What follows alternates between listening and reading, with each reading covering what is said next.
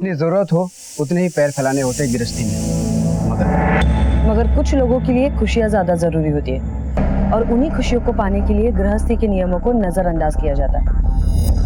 हमारी जिंदगी में प्यार बहुत जरूरी होता है, पर सिर्फ प्यार से जिंदगी नहीं चलती ना। कुछ लोग रिश्ते निभाने के लिए किसी भी हद तक जा सकते हैं। हद। कुछ लोग रिश्तों को महज एक हद में बांध के रखना ही जिंदगी समझते हैं। उनके लिए ख्वाहिशें और खुशियाँ कोई मायने नहीं रखती। अगर वक्त रहते इन्हें नहीं संभाला तो हालात हाथ से निकल जाते हैं और जुर्म भी पनप सकता है।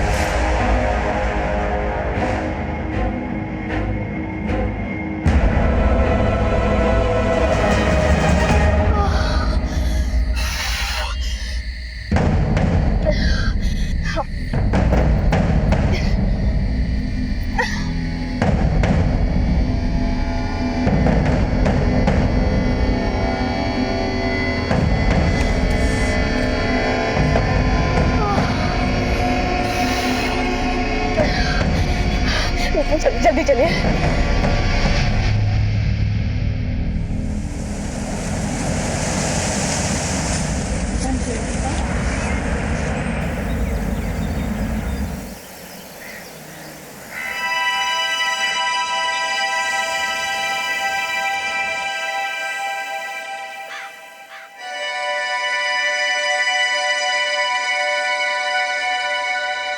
दीदी, हाँ, मुझे भूख लगी है। रुक, मैं भी तेल दे कुछ बना कर लाती हूँ, ठीक है?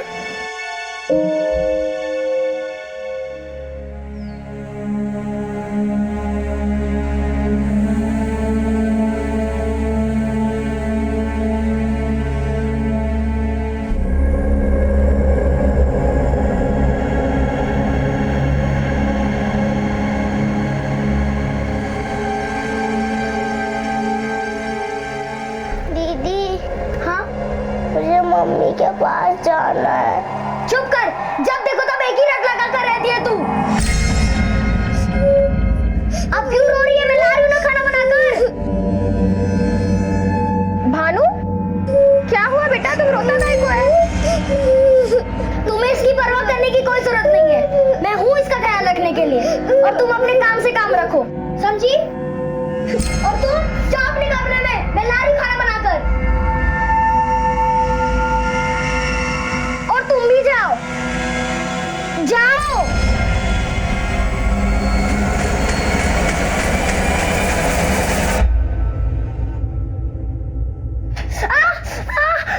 क्या हुआ दीदी? हाथ जल गया। भानु, रोजी दीदी, रोजी दीदी, रोजी दीदी। हाँ बाबा, चलो दीदी के हाथ जल गए। जल्दी बाबा, एक मिनट रुको, मैं दवाई लेकर आती हूँ। एक मिनट दीदी। चलो बाबा, चलो चलो चलो। कहाँ चल रहा है? हाथ कहाँ चलो? छोड़ो, तुम्हें देखने की कोई जरूरत नहीं है। चलो बस हो गया, बस चलो। अब तुम दोनों को मेरे साथ चलना होगा। चलो। हम कहीं नहीं जाएंगे, बस बहुत हो गया। हम भानु को लेकर जा रहे हैं और तुमको भी भानु के साथ रहना है, तो हमारे साथ चलो।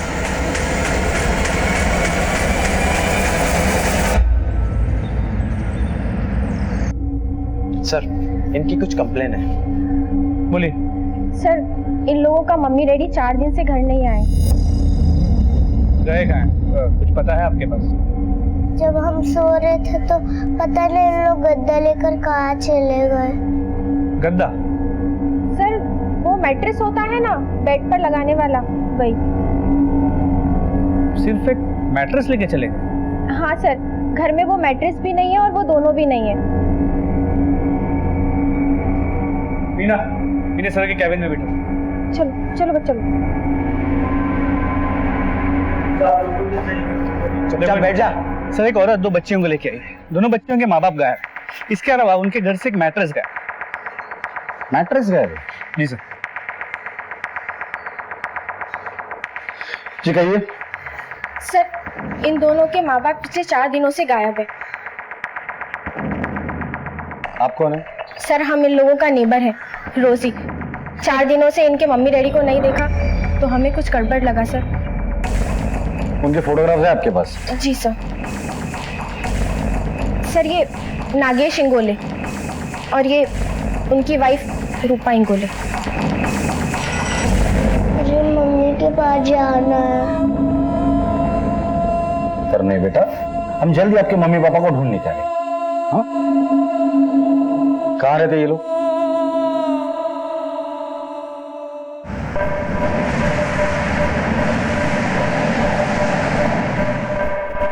हो रहा मेरा घर।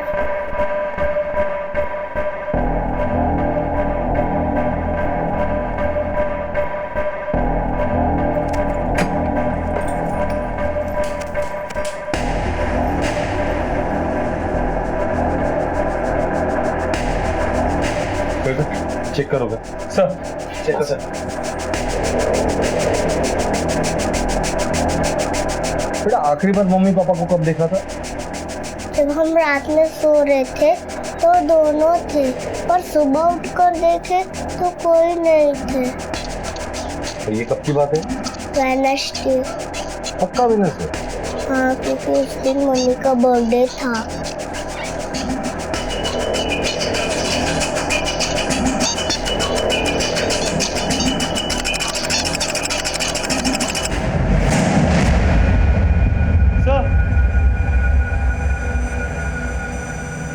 सर कमरे में बाकी कुछ तो नहीं है। यहाँ ये पूजा का सामग्री है,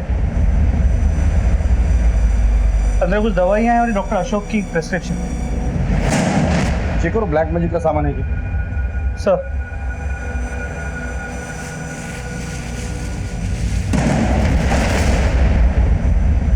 नहीं सर, बेसिक पूजा सामग्री है।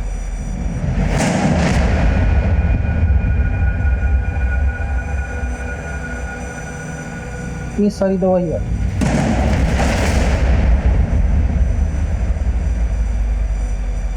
तो कोई चूरन लगता है। सर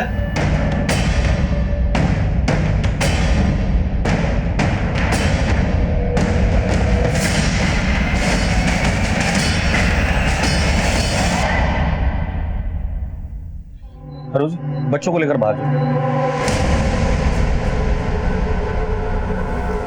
चलकर खून देखकर लगता है कि इस घर में कुछ तो हुआ है। ये ब्लड नागेश या रूपा दोनों में से किसी एक का हो सकता है।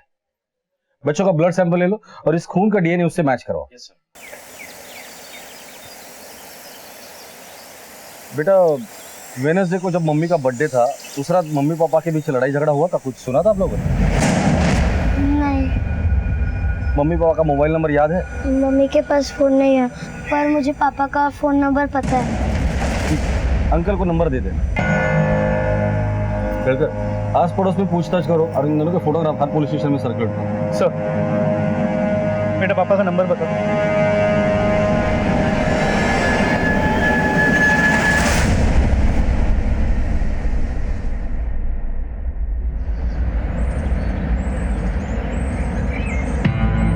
नागेश और रूपा को जानते हो? हाँ साहब, मेरे पड़ोसी हैं। क्यों, क्या हुआ साहब? उनके बारे में कुछ बता सकते हो? हाँ साहब, रूपा तो बहुत अच्छी औरत है, लेकिन नागेश कुछ ठीक आदमी नहीं। नागेश बहुत शक करता था साहब। जब भी कहीं रूपा बाहर निकलती थी ना, उसके पीछे पीछे पहुंच जाता था। क्या करे तू यहाँ पे? बच्चों के लिए चॉकलेट लेने आई थी। कोई चॉकलेट वॉकलेट की जरूरत नहीं है। चल नागेश भाऊ, देखो गुस्सा मत करो, वो सिर्फ चॉकलेट के लिए। तू अपना काम कर, समझा? ये पति पत्नी के बीच का मामला है। चल। ये नागेश करता क्या है? वो तो टैक्सी ड्राइवर है सर। और रूपा? रूपा प्लास्टिक की फैक्ट्री में काम करती है। वो सुपरवाइजर है वहाँ पे, बहुत मेहनत करके पैसा कमाती है, लेकिन वो नागेश को लेके बहुत परेशान रहती है। अरे रूपा भाभी, भाभी सुनो तो, ये चोट कैसे लगी आपको? मुझे पता है, उसी नागेश ने मारना फिर से। अरे छोड़ क्यों नहीं देते उसको? बस करो, मेरे पति के बारे में और कुछ मत बोलो। जैसे भी है वो मेरे पति है। भाभी, कि नागेश और रूपा की किसी से कोई दुश्मनी? साहब नागेश तो खुद का दुश्मन है, कर्जे और उधारी में डूबा रहता है। वो तो रूपा भाभी बेचारी जो घर और परिवार को संभालती है। ठीक है, अगर उन दोनों के बारे में कुछ पता चलता है तो हमें बताना। जी सर। ये नागेश और रूपा का आपस में रिश्ता कैसा? सर नागेश तो भला आदमी था, लेकिन वो रूपा एक नंबर का नक्चड़ी औरत था। अपने आपको पता नहीं एक नंबर का महारानी समझता था। मुनीरा, खाना बना लिया क्या? हाँ बना लिया। मैं आती हूँ। क्या बात है रूपा, आज तो बहुत खूबसूरत लग रही हो। किसी पर बिजली गिराने का इरादा है क्या? और सर, रूपा से बात करना मतलब फोकट का टेंशन। हाँ सर, रूपा इधर ही काम करती है, बहुत मेहनती औरत है सर, लेकिन पिछले कुछ दिनों से काम पे नहीं आ रही है सर। क्या बात हो गया सर? देखो, वो और उसका पति दोनों पिछले कुछ दिनों से गायब हैं, अपने घर पे भी नहीं गए। तुम कुछ बता सकते हो कि रूपा की जिंदगी में क्या चल रहा था? क्या बोलूँ सर, रूपा तो काम करने को मांगती थी, लेकिन उसका पति नागेश जो है वो काम छोड़ने के लिए बोलता था उसको। वो पिछले कुछ दिनों से उसके माइंड में पता नहीं क्या चल रहा था सर। सब बोलना तो नहीं चाहिए। रूपा ना कुछ काम नहीं करती थी, नखरे करती रहती थी और पगार लेके जाती थी। मालिक भी उसके आगे पीछे घूमते रहते थे। सर वो आज मुझे कहीं थोड़ा जल्दी जाना है, मैं जाऊँ? हाँ जाओ ना। और सर वो मुझे 2000 रुपये एडवांस भी चाहिए थे, बाद में एडजस्ट कर लेना। हाँ मिलेगा, क्यों नहीं। पगार से 4 गुना ऊपर चढ़ा रखा था, पर पता नहीं क्या मालिक पे जादू कर रखा था उसने। ठीक है, डॉक्यूमेंट्स ओके, कोर्ट में सबमिट कर देना ये। सर, नागेश और रूपा के बारे में पूछताछ की। नागेश के बारे में तो सब बुरा ही बोलते हैं, और ये नागेश अपनी बीवी पे शक करता था, उसे मारता पीटता था। सन की लगता, मतलब पति पत्नी के बीच संबंध अच्छे नहीं थे। और ये रूपा के बारे में लोगों ने बताया कि काफी खूबसूरत थी। पर सर एक बात तो अजीब, औरतें रूपा को बुरा बोलती है, शायद उसकी खूबसूरती से जलते हैं। वही सारे मर्द रूपा को अच्छा बोलते हैं। शायद शक की वजह यही है। और इसी शक की वजह से इन दोनों के बीच झगड़ा हुआ होगा। घर के अंदर हमें खून के धब्बे मिले, इसका मतलब उस घर के अंदर कुछ तो हुआ है। ब्लड स्टेन की रिपोर्ट आने के बाद ही मामला साफ हो जाएगा कि वो खून के धब्बे है किसके। सर आपस का झगड़ा तो समझ में आता है, लेकिन इस तरह बच्चों को छोड़ के जाना समझ में नहीं आता। 1 हफ्ता हो गया सर, मैंने पता किया कि नागेश एक प्राइवेट टैक्सी ड्राइवर है। फिलहाल नागेश जहाँ काम करता था वहां जाकर पूछताछ करते हैं, शायद वहां से कुछ क्लू मिल जाए। कहकर बच्चियों ने कहा था कि वो लोग घर से जाते वक्त मैट्रेसेस लेकर गए। जब हम सो रहे थे तो पता नहीं इन लोग गद्दा लेकर कहाँ चले गए। एक बात समझ में नहीं आया, कोई घर से जाते वक्त अपने साथ मैट्रेस क्यों लेकर जाए?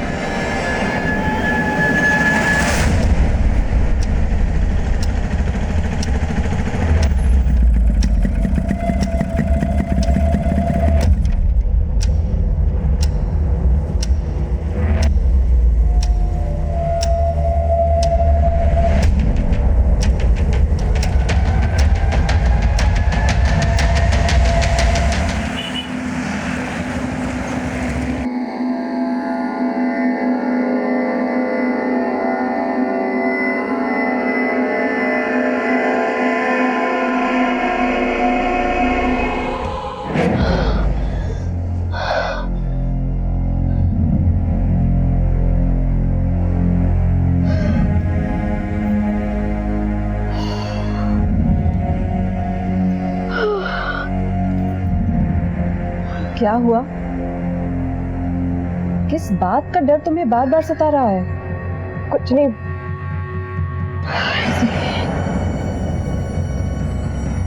देखो, तुम्हारा 9वां महीना चल रहा है, इसमें इतना टेंशन लेना ठीक नहीं है।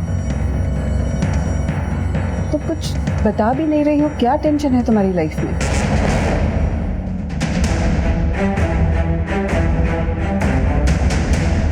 सुनो, तुम में से नागेश इंगोली को कोई जानता है क्या? जी साहब, मैं जानता हूँ। इधर आओ। दोस्त है अपना। क्या हुआ, फिर से कोई लफड़ा कर दिया क्या? फिर कोई लफड़ा किया मतलब? अभी थोड़े दिन पहले एक लफड़ा हुआ था। सेठ, मेरे को पैसे की जरूरत है। क्या रे नागेश, जब देखो पैसा पैसा पैसा करता रहता है। जितना काम तू इधर करता है उतना पैसा तेरे को मिलता है ना। तेरे को और ज्यादा पैसा चाहिए ना तो कहीं और जाके भीख मांग। क्या सेठ, इतने सारे पैसे पड़े, थोड़े से दे दोगे, कम हो जाएंगे क्या ये? दे रहा है क्या? चल निकल यहाँ से, जा। अरे अरे क्या कर रहा है तू? अरे सुरेश, पकड़ इसको, जरा पैसा लेकर भाग जा। तेरे को पैसे की जरूरत है, बोलो। अरे मार दूंगा मैं तेरे को। अरे छोड़ पैसे। अरे पैसे सर, ये लो पैसे। अरे ये सारा मेरा पैसा लेकर भाग रहा है। जा तू चाबी ले इससे, गाड़ी के चाबी ले। मैं लूंगा। साहब उस दिन तो उसका नौकरी गया ही था, वो तो रूपा भाभी की वजह से नौकरी बच गया। क्या बताए सर, महंगाई इतनी बढ़ गई कि खर्चे पूरे ही नहीं होते। सर छुपाने जाओ तो पैर खुले रह जाते और पैर छुपाने जाओ तो सर। प्लीज प्लीज इन्हें काम पे रख लीजिए। जॉनी, तुम अपने डैडी को बोलो ना प्लीज।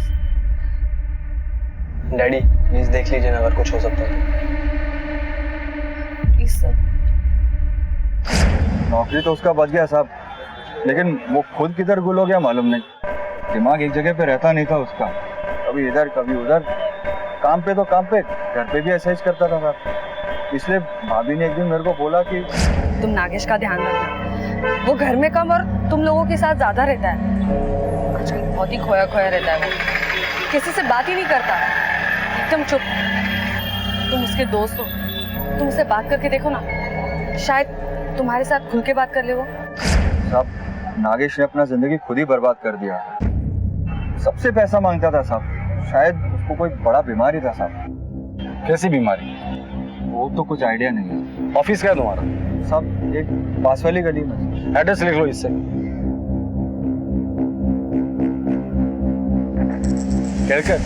हर कोई यही बोल रहा है कि नागेश को पैसों की जरूरत है। अब पता चला कि उसे कोई बीमारी भी थी। ये कौन सी बीमारी थी? क्या चल रहा था उसकी जिंदगी में, समझ में नहीं आ रहा। सबसे पहले उसके ऑफिस चलते उसके सेठ से बात करते, फिर उस डॉक्टर अशोक से मिलते हैं जिसका प्रिस्क्रिप्शन उसके घर पर मिला था। सर,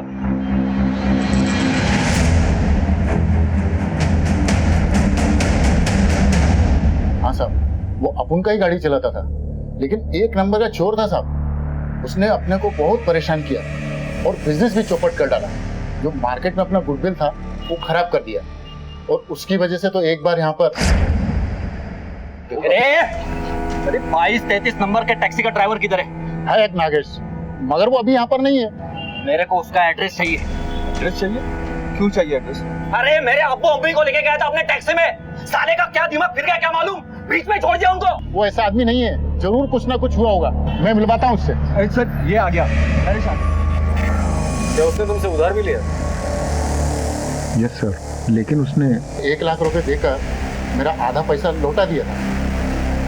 उसने इतना सारा पैसा कहाँ से लाया? साहब बोला कि जमीन बेच कर लाया। कहाँ थी उसकी जमीन? उसका गांव कराड़, शायद वहीं का जमीन बेचा था। ठीक है। 1 मिनट साहब, वो सनकी जरूर था मगर दिल का बहुत अच्छा था और मेहनती भी था। उस दिन उसने मुझे बताया कि टैक्सी में अजीज के साथ कोई औरत थी जिसके साथ वो इश्कबाजी कर रहा था। कोई माँ बाप नहीं थे उसके साहब, इसीलिए वो उसको आधे रास्ते में छोड़कर आ गया। ठीक है। नागेश की जिंदगी में क्या चल रहा था? उसे इतने पैसों की जरूरत क्यों थी? अपने पति का हर मोड़ पे साथ देने वाली रूपा कहाँ थी? घर से भागकर एनजीओ में शरण लेने वाली ये औरत कौन है? इस औरत का इस केस से क्या लेना देना है?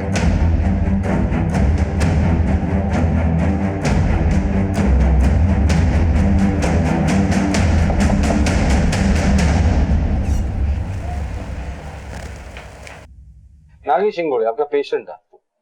ये कुछ दवाइयाँ आपने उसे लिख कर दी थी, काफी महंगी दवाई है। जी हाँ सर, ये दवाइयाँ मैंने उसे लिख कर दी थी। किस चीज की दवाई है ये? सर, ये हाइपर सेक्सुअल डिसऑर्डर है, इसे सैटिरियासिस भी कहते हैं। इसे आमतौर पर आप सेक्सुअल डिजायर कम करने की गोलियां भी बोल सकते हैं।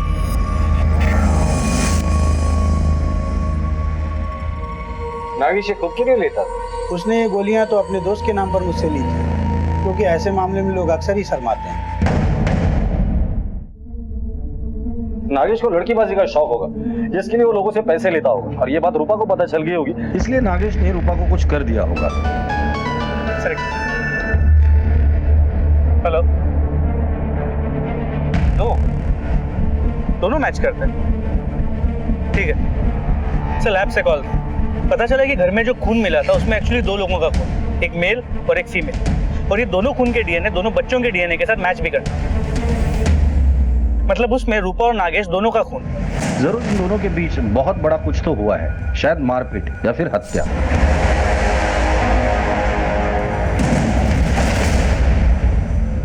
डॉक्टर से तो अब नागेश के बीमारी के बारे में भी पता चल गया है। हो सकता है ये बीमारी झगड़े की वजह हो, और शायद इसी बीमारी के लिए वो लोगों से पैसे भी मांग रहा था। उसके घर से हमें कोई कैश नहीं मिला, और अगर उसने जमीन बेची उसे बहुत पैसे मिले होंगे। हो सकता है जमीन के पैसे ही झगड़े की वजह हो। लेकिन सर, अब तक यही पता नहीं चला कि हुआ क्या है। दोनों को मार दिया गया है, दोनों भाग गए हैं या किडनैप हुए। डीएनए रिपोर्ट से एक बात तो साफ है कि घर के अंदर खून खराबा जरूर हुआ है। सर, हमने आसपास के सभी हॉस्पिटल, मुर्दाघर चेक किए, पुलिस की मिसिंग कंप्लेंट्स भी चेक की, कहीं कोई सुराग नहीं मिला। ये अजीज कौन है जिसका इस नागेश के साथ झगड़ा हुआ था? पता चला कि सर एक लोकल चिकन शॉप का डीलर है, थोड़ा भाई टाइप का है, तो लोग डरते हैं उससे। ये अजीज ने उसे मारने की धमकी दी थी ना?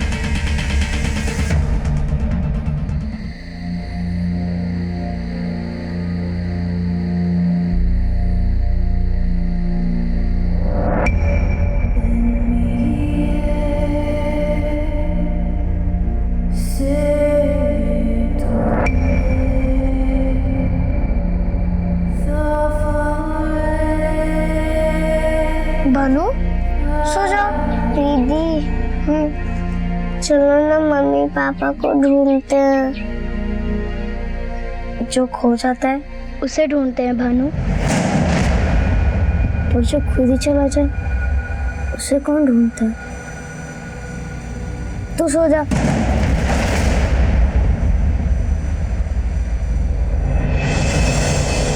अपन सच बोलता है साहब, अपन ने कुछ नहीं किया। हाँ, सिर्फ मारपीट ही तो की है, और क्या। अरे साहब वो तो बस एक दिन का था, उसके बाद में अपन को अपना मिस्टेक मालूम गिर गया। अपन ने उसको सॉरी बोला एकदम दिल से, अच्छा दोस्त बन गया वो अपन का। हर संडे अपन के यहाँ से चिकन जाता था उसके। आपको झूठ लग रहा है क्या सर? आपको झूठ लग रहा है तो आप बच्चों से पूछो ना, एकदम फैमिली मेंबर के जैसा था अपन उसके घर का। केळकर, बच्चों को बुलाओ। सर अपन सच बोल रहा है साहब।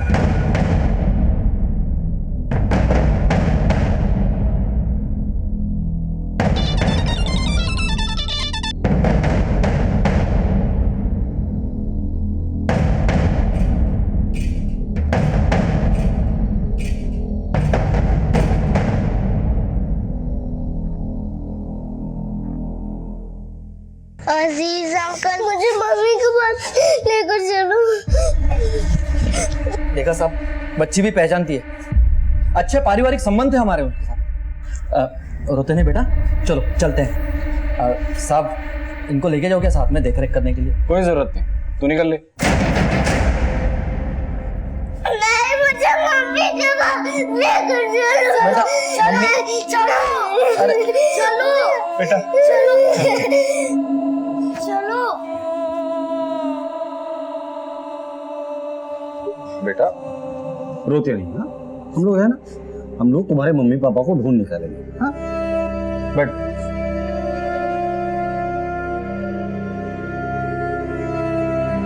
बेटा तुम्हारे मम्मी पापा का झगड़ा होता था?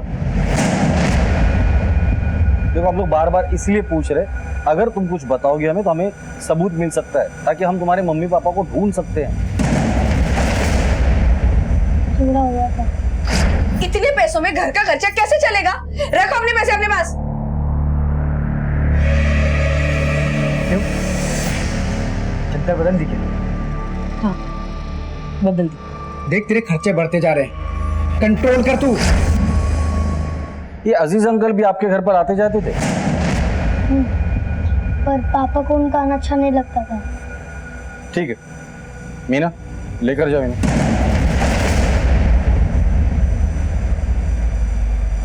केळकर, ये अजीज बहुत शातिर है, नजर रखो इस पर। और ऐसे भी नागेश के बारे में पता करने उसके गांव कराड़ हम जा ही रहे, इन बच्चों को भी साथ लेकर जाते, उनके दादी के घर पर नहीं छोड़ देते। जी सर।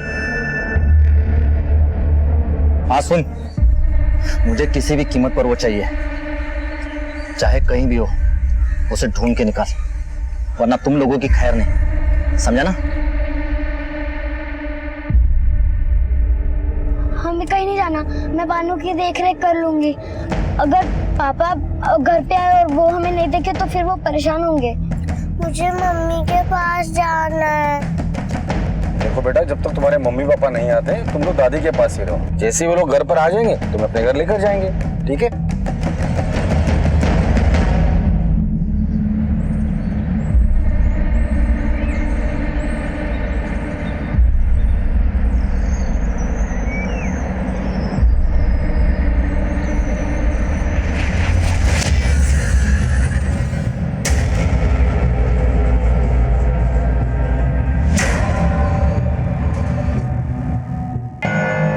सुषमा मुलींना जेवायला वाढतो। क्या हुआ साहब, सब कुछ ठीक तो है? सब कुछ ठीक नहीं है, इसलिए तो हम लोग यहाँ आए। नागेश और रूपा घर से गायब और उनके घर में उनका खून मिला। नागेश और रूपा के बारे में जो कुछ भी जानते हैं वो सब कुछ हमें जानना है। क्या बताऊं साहब, मेरा भाई था ही नालायक। इस रूपा के इधर ही तो भाग्य खोटे, हमेशा हमेशा शक करता था। तू शादी में जाके सीधा घर वापस आने वाली थी ना? कहाँ थी? वो मैं अपनी दोस्त के घर गई थी।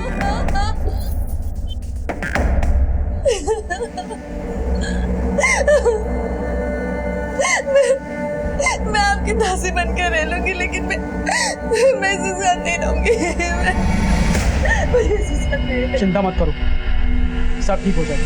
चलो अंदर चलो। उस दिन के बाद वो जैसे हम पर भी शक करने लगा, हमेशा लड़ते झगड़ते थे। भी उसी का नतीजा।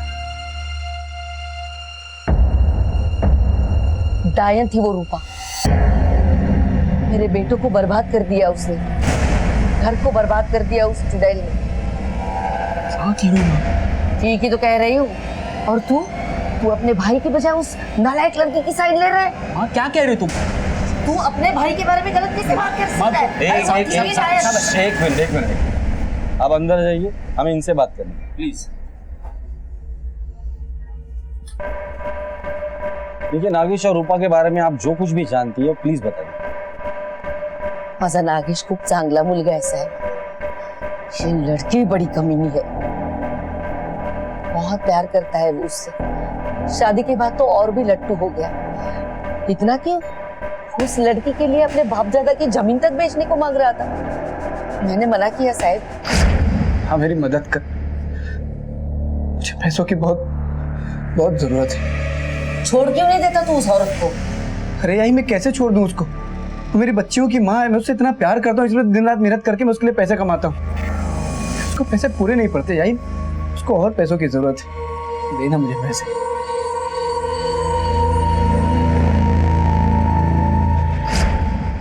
उससे तो जमीन भी बिक नहीं पाई साहब, और वो भाग गई होगी किसी और के साथ, और ये उसके पीछे पीछे ढूंढता गया होगा उसे।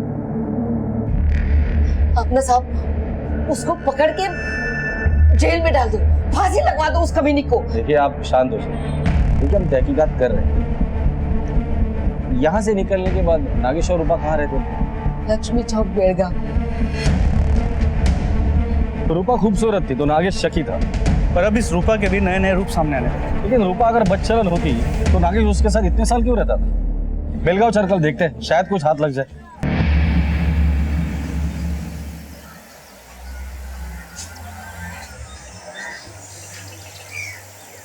कौन है? कौन है वहाँ?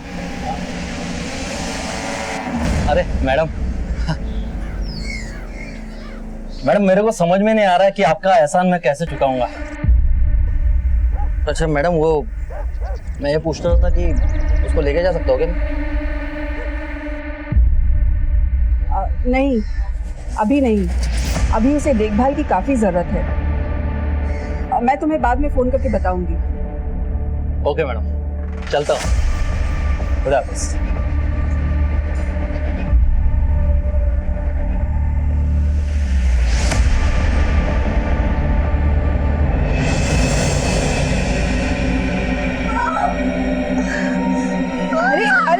अरे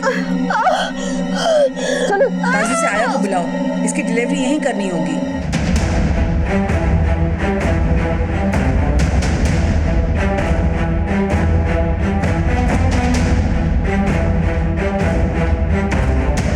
हाँ साहब, नागेश और रूपा इधर ही रहते हैं। रूपा एक नंबर की चंट औरत थी साहब, आते जाते रास्ते में किसी को भी फंसा लेती, किसी को फंसाना तो उसके बाएं हाथ का खेल था। बड़ी चालू औरत थी साहब। और साहब नागेश तो टूरिस्ट का गाड़ी चलाता था, इसलिए हफ्ता 10 दिन के लिए बाहर रहता था और इधर रूपा का कार्यक्रम करता था।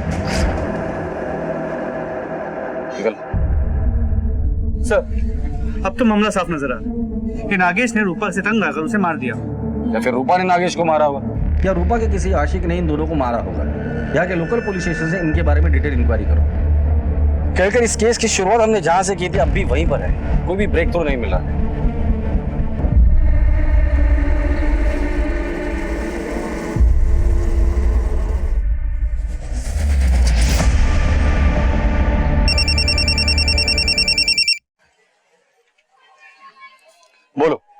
अजीज आज कलोज खाड़ी के चक्कर लगा रहे हैं सर। उसके साथ 2 आदमी और हैं सर। क्या? पता नहीं क्या है, ढूंढते रहते हैं। ठीक है।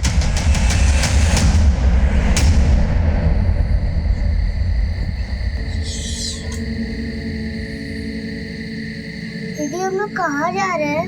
हम लोग पापा के पास जा रहे हैं।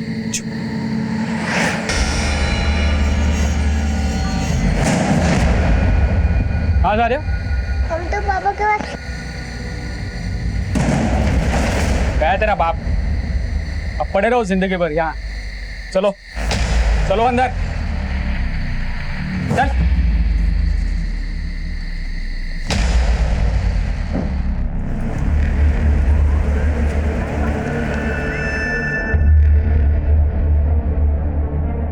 केलकर, ये अजीज अपने साथियों के साथ सुनसान जगह पर क्या कर रहा था? ये अजीज और उसके दोनों साथियों को पुलिस स्टेशन बुलाकर लेकर आ। सर।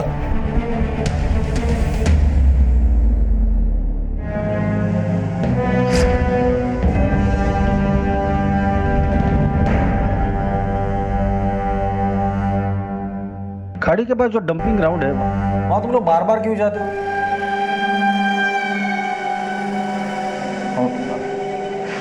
साहब वो मेरा मुर्गियों का धंधा है ना, वो कचरा फेंकने के लिए जाते हैं हम उधर। उस दिन मेरे सोने की चैन वहाँ पर गिर गई, इसलिए घाटी में ढूंढने गए थे हम। पक्का? वो साहब। ठीक है, अभी के लिए जा सकते हो, लेकिन शहर छोड़ के कोई नहीं जाएगा, समझे? निकलो। केलकर, ये कांस्टेबल सिविल ड्रेस में इनके पीछे लगा देना। ये लोग उस खाड़ी पर जरूर जाएंगे। पता तो चले कि कौन सा खजाना वहां छुपा कर रखा है इन लोगों ने। सर इतना बोझ लेकर क्यों जी रही हो? क्या हो गया है तुम्हारी लाइफ में?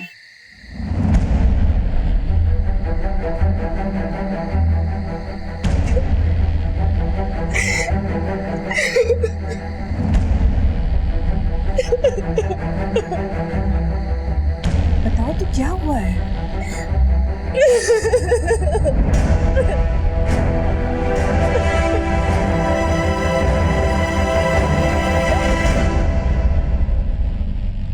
गायब है मतलब? कब से गायब है आपका लड़का?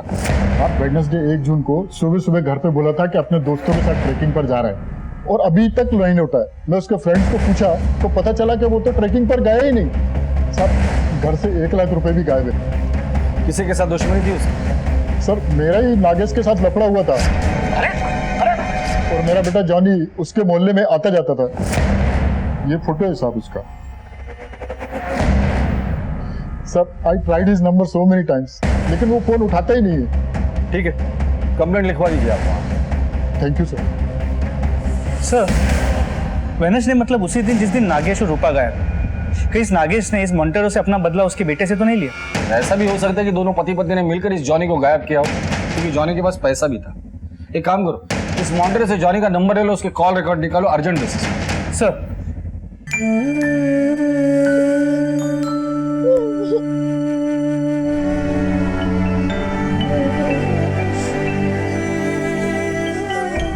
क्या हुआ?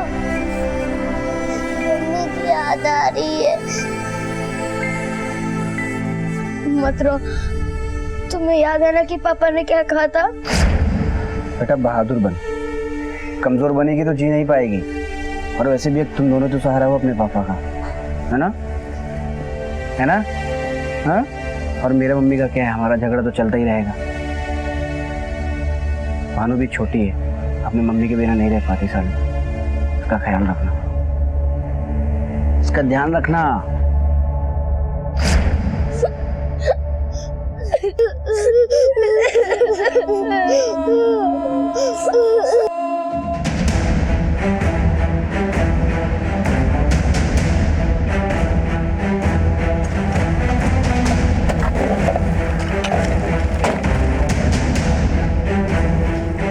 सर बॉडी का निचला हिस्सा मिला था। ऊपर का हिस्सा कहाँ है? सर वो तो हमें मिला नहीं। आसपास ढूंढो, यही कहीं फेंका होगा। तो एक्सेट मिला सर।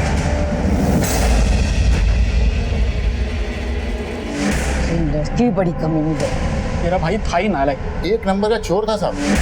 नागेश बहुत शक करता था साहब, जब भी कहीं रूपा बाहर निकलती थी ना उसके पीछे पीछे पहुंच जाता था। नागेश ने अपना जिंदगी खुद ही बर्बाद कर दिया। शायद उसको कोई बड़ा बीमारी रहता है। वो तो गया।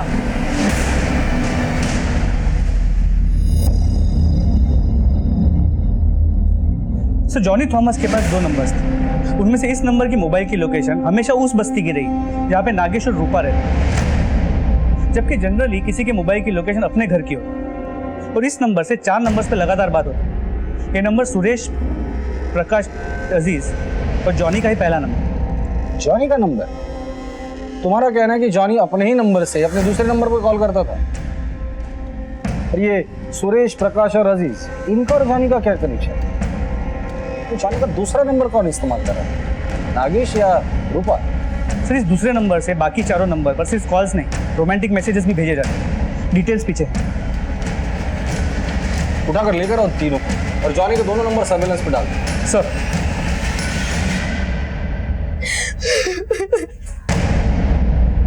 सब कुछ हो गया, डरने की जरूरत नहीं है। हम तुम्हारे साथ हैं। मैं पुलिस को फोन करती हूँ। नहीं नहीं नहीं नहीं नहीं, आप पुलिस को फोन मत कीजिए। नहीं, चिंता मत करो, पुलिस हमारी मदद करेगी। 1 minute. Hello, police station. Sir मैंने हिम्मत की थी पुलिस स्टेशन आने के लिए, लेकिन मैंने वहाँ अजीज को देखा और मैं बहुत डर गई। मैं मेरे बच्चे के खातिर वहाँ से चली गई। मुझे डरने की कोई जरूरत नहीं। आज से तुम्हारे और तुम्हारे बच्चे की सुरक्षा की जिम्मेदारी हमारी है। बताओ जो कुछ भी जाने।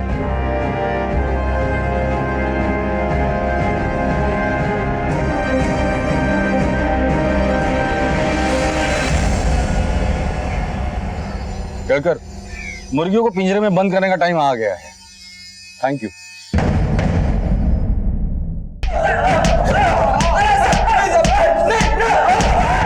बस, टाइम पास करना बिल्कुल अच्छा नहीं लगता। फटाफट बताओ तो नागेश को क्यों मारा तुम लोगों ने? साहब वो रूपा ने मारा उसे। रूपा ने मारा उसे? तुम तक उसकी तारीफ कर रहे थे, आज उस बेचारी पर इल्जाम लगा रहे हो। बेचारी बेचारी नहीं है साहब, वो उसने ही नागेश को मारा।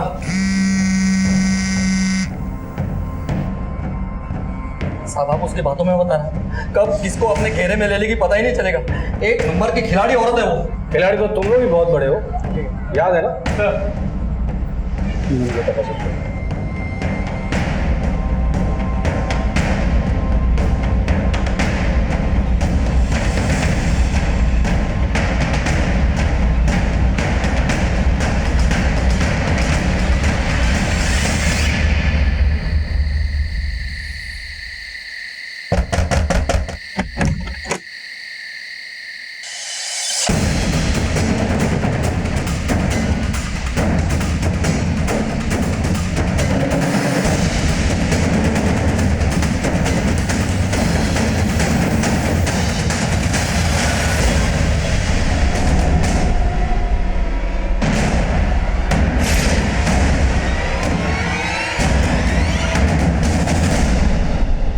नागेश का है, क्या किया उसके साथ?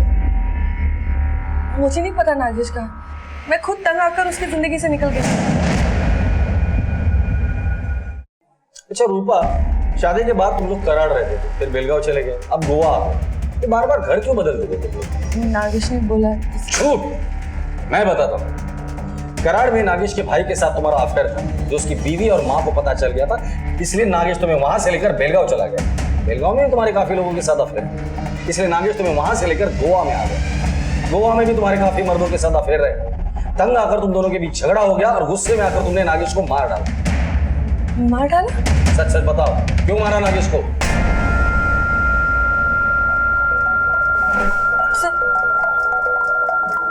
सच है कि मेरा कहीं मर्दों के साथ संबंध था, लेकिन मैंने नागेश को नहीं मारा।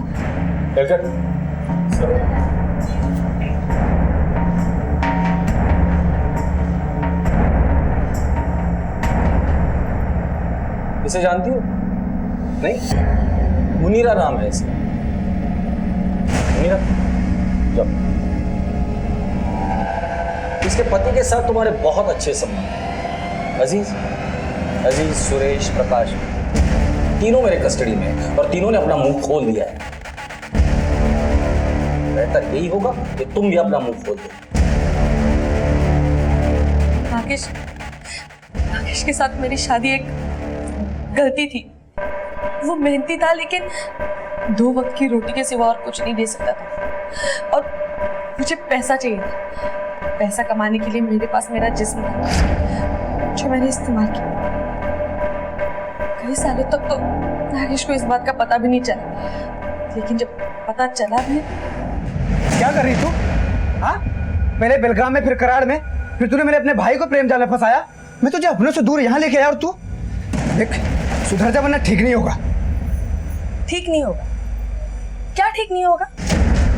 मेरी एक बात कान खोल के सुन लो। अब अगर मुझे हाथ भी लगाया ना तो सीधे पुलिस स्टेशन जाऊंगी और डाउरी के केस में तुम्हें अंदर करवा दूंगी, या फिर आत्महत्या करके तुम पे झूठा इल्जाम लगा दूंगी। समझ गए? नागेश ने मुझे ठीक करने के लिए कई उपाय किए, डॉक्टरों से दवाइयां लाई, पूजा पाठ करवाए, लेकिन बाद में उसने हालात से समझौता कर दिया। लेकिन मेरे जन्मदिन पर उसके सब्र का बांध टूट गया।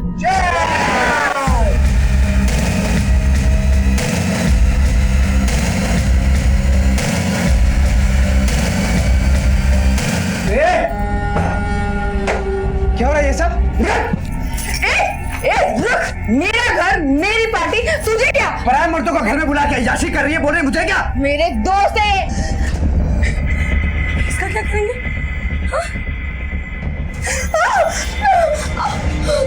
मुनीरा, तूने कुछ नहीं देखा? जरा भी इधर उधर किया ना, तेरे को काटने में देर नहीं लगेगी, समझी ना? निकल।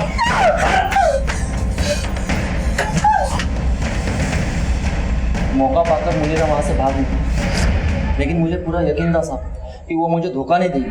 ये गद्दे का क्या चक्कर है? वो लाश के टुकड़े हमने गद्दे पे ही किए थे। जॉनी के साथ भाग गई क्योंकि उसके पास बहुत पैसा था और वो मुझ पर बहुत पैसे भी लुटाता था। लाश के टुकड़े करके हमने थैलियों में बांध दी। मेरा मुर्गियों का धंधा है, हम कचरा फेंकने घाटी में जाते हैं, बदबू में बदबू मिल जाए इसलिए हमने लाश को घाटी में फेंक दिया।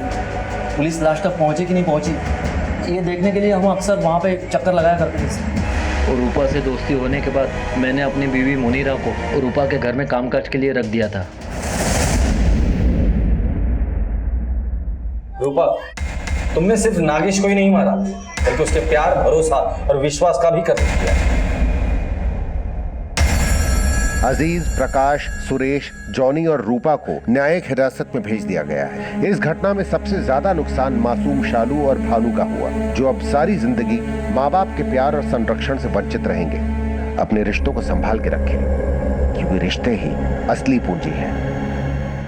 इस तरह के और भी एपिसोड देखने के लिए हमारे चैनल को सब्सक्राइब करें और बेल आइकन दबाना ना भूलें।